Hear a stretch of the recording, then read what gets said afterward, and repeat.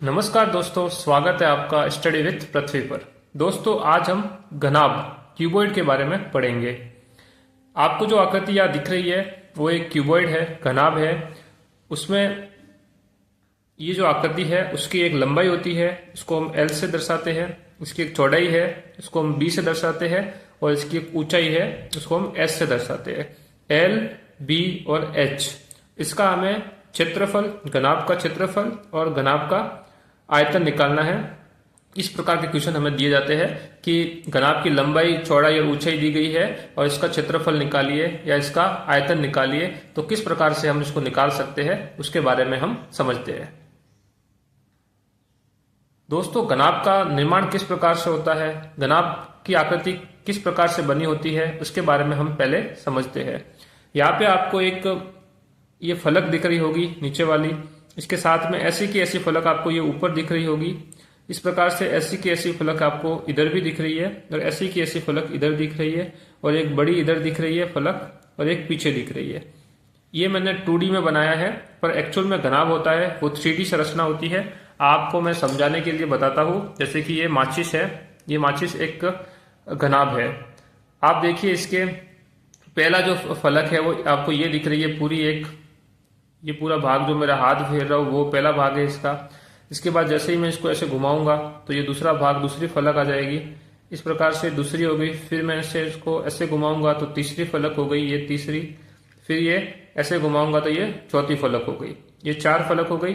फिर हम इसको ऐसे घुमाएंगे तो ये 5वीं फलक हो गई और एक छठी फलक इसके पीछे हो जाएगी। ये 6 फलक से निर्मित जो आकृति होती है उसको हम घनाभ बोलते हैं। आपको ये माचिस का डिब्बा दिखेगा, ये एक घनाभ का उदाहरण है। इस प्रकार से आप दूसरा एग्जाम्पल ये भी ले सकते हो जो मैं आपको बता रहा हूँ। इस प्रकार से हम एक दूसरा एग्जाम्पल लेते हैं। एक ये ट्यूब का बॉक्स है, इसमें आप देखिए ये एक आकृतिक फलक दिख रही है, ये एक है। इससे आगे हम जाते हैं तो ये दूसरी फलक आपको दिख रही है, ये तीसरी फलक है और ये चौथी फलक है। ये 4 फलक हो गई।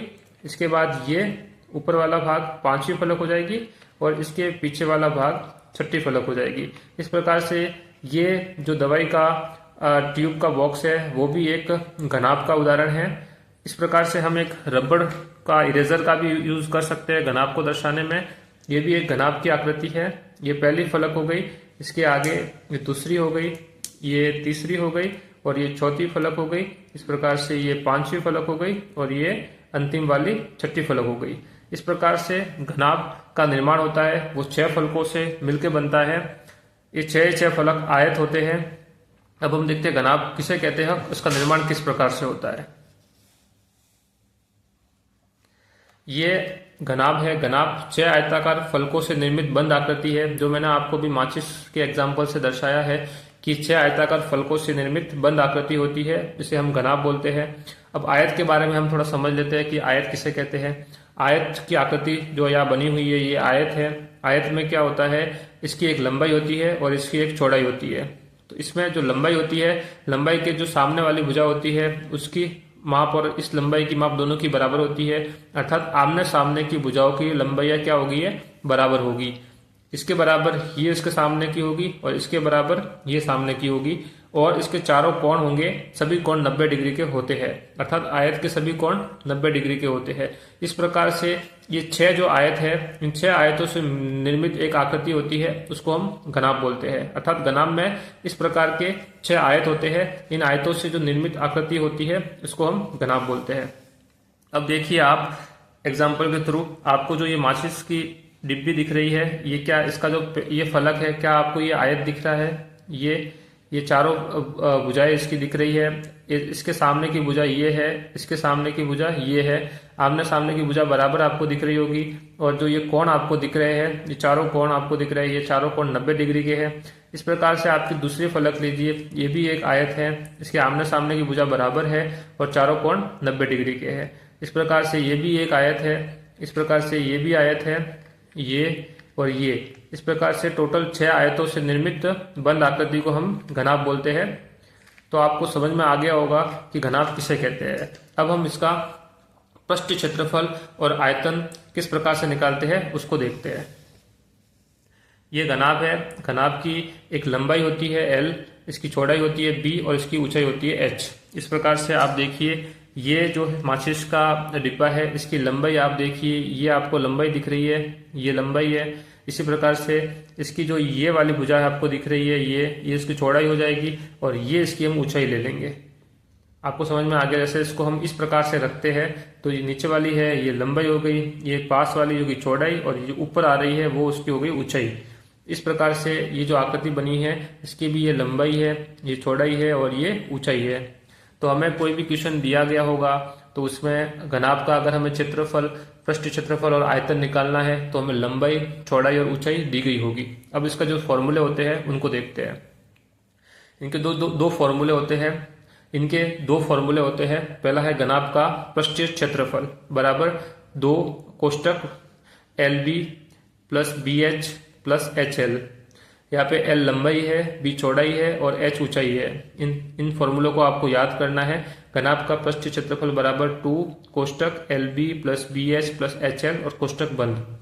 इस प्रकार से घनाभ का आयतन क्या होगा, LBH, L का गुणा B से, B का गुणा H से, इन दोनों का गुणा करेंगे तो हमें घनाभ का आयतन मिल जाएगा। घनाभ का पृष्ठीय क्षेत्रफल और आयतन किस प्रकार से निकालना है इसको हम एक एग्जाम्पल के माध्यम से समझते हैं।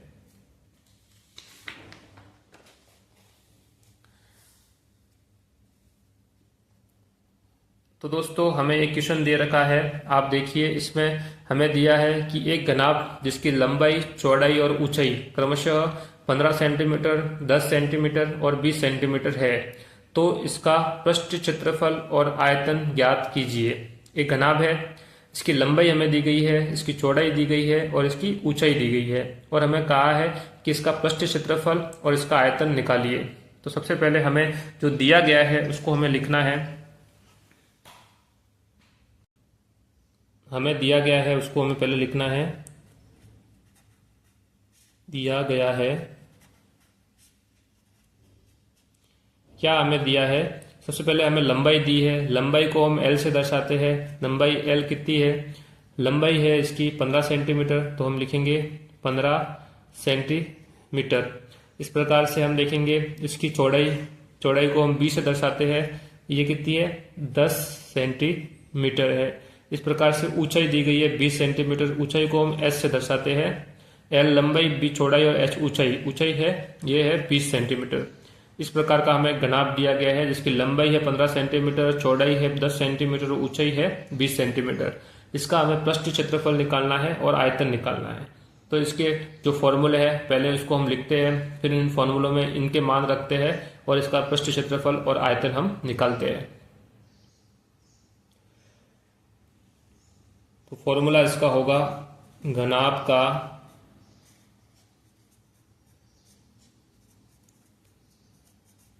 पृष्ठीय क्षेत्रफल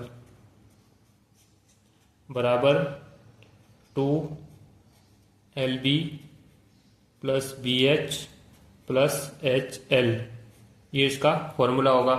इसमें हम मान रखेंगे, इसके बाद हमें जो मान मिलेगा वही इसका पृष्ठीय क्षेत्रफल होगा। L का मान हमें दिया है 15 सेंटीमीटर, B का दिया है 10 सेंटीमीटर और H का दिया है 20 सेंटीमीटर। तो हम मान रखेंगे, 2 कोष्टक के बाहर है ही है। L के जगह हम लिखेंगे 15, इसका गुणा होगा LB है। LB का मतलब होता है L का गुणा B से करना है, तो B कितना है 10 है, 10 लिख दिया। फिर प्लस, फिर B का गुणा H से करना है, B 10 है और H कितना है, ये है 20, ये हो गया।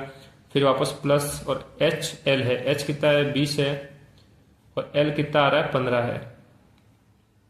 इस प्रकार से ये मान हमें मिल गया है। अब इसको हम और आगे बढ़ते हैं। 2, फिर 15 का गुणा हम 10 से करेंगे तो 150 और 10 का गुणा हम 20 से करेंगे तो 200 और 20 का गुणा हम 15 से करेंगे तो हमें मिलेगा वो 300 हो जाएगा। इस प्रकार से हम इसको सबको जोड़ेंगे, 150, 200 और 300, 300, 200, 500 और 650, 650 हो जाएगा। और 650 का गुणा हम 2 से करेंगे तो हमें मिलेगा 600, 1200 और ये 1300 यहाँ पे हमें मिलेगा। अब इसका जो पृष्ठ क्षेत्रफल होता है इसकी इकाई क्या होगी, ये 1300 सेंटीमीटर में होगा या मीटर में होगा कि किस प्रकार, कौन सी यूनिट में होगा। तो दोस्तों जिस भी यूनिट में हमें ये जो भुजाओं की लंबाइयाँ दी गई होती है, लंबाई चौड़ाई या ऊंचाई या जिस भी यूनिट में दी गई होती है, इसका क्षेत्रफल उसी यूनिट का स्क्वायर करना होता है। तो यहाँ पे हमें सेंटीमीटर में एल, बी और एच दी गई है, तो इसका जो क्षेत्रफल है 1300, ये सेंटीमीटर का स्क्वायर हो जाएगा। अगर यहाँ पे हमें मीटर में दिया गया होता तो यहाँ पे मीटर स्क्वायर होता, लेकिन यहाँ पे हमें सेंटीमीटर में दिया है तो ये 1300 सेंटीमीटर का स्क्वायर हो जाएगा। तो दोस्तों इस प्रकार से हम घनाभ का पृष्ठ क्षेत्रफल निकालते हैं। अब हम घनाभ का आयतन निकालते हैं। किस आयतन के लिए जो फॉर्मूला होता है उसको पहले हम लिखते हैं।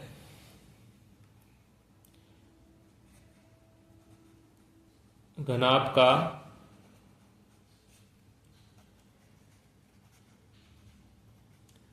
आयतन बराबर L into B into H, ये इसका फॉर्मूला होता है। एल बी एच, एल का मान कितना दिया था हमें, एल हमें दिया है 15 सेंटीमीटर, बी दिया है 10 सेंटीमीटर और एच दिया है 20 सेंटीमीटर। इनके मान हम इस फॉर्मूले में लगाते हैं। एल दिया है हमें 15 सेंटीमीटर, बी दिया है हमें 10 सेंटीमीटर और एच दिया है हमें 20 सेंटीमीटर। अब हम सबका गुणा करेंगे तो सबसे पहले हम 15 का गुणा 10 से करेंगे तो 150 हो जाएंगे, और 150 का गुणा हम 20 से करेंगे तो हमें मिलेगा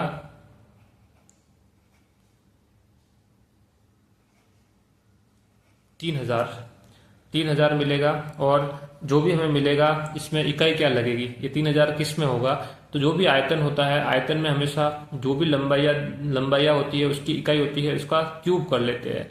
अर्थात ये सेंटीमीटर स्क्वायर किया था तो यहाँ पे सेंटीमीटर का क्यूब हो जाएगा। क्षेत्रफल में हमेशा स्क्वायर करना है और आयतन में हमेशा इसको घात को तीन करना है, इसको हम क्यूब बोलते हैं। तो ये सेंटीमीटर क्यूब हो जाएगा। इस प्रकार से दोस्तों हमने घनाभ का पृष्ठ क्षेत्रफल और आयतन निकाला है।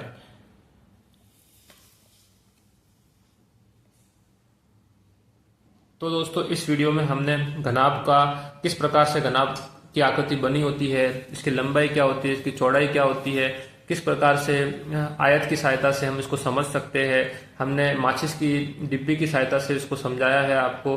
मैं आशा करता हूँ कि आपको घनाभ की आकृति के बारे में, घनाभ का पृष्ठ क्षेत्रफल किस प्रकार से निकालते हैं, घनाभ का आयतन हम किस प्रकार से निकालते हैं, वो समझ में आ गया होगा। अगर आपको वीडियो अच्छा लगा है तो वीडियो को लाइक कीजिए, अपने दोस्तों के साथ शेयर कीजिए। अगर आप हमारे चैनल पर नए हैं तो चैनल को सब्सक्राइब कीजिए। दोस्तों मिलते हैं नए वीडियो में नए टॉपिक के साथ। धन्यवाद।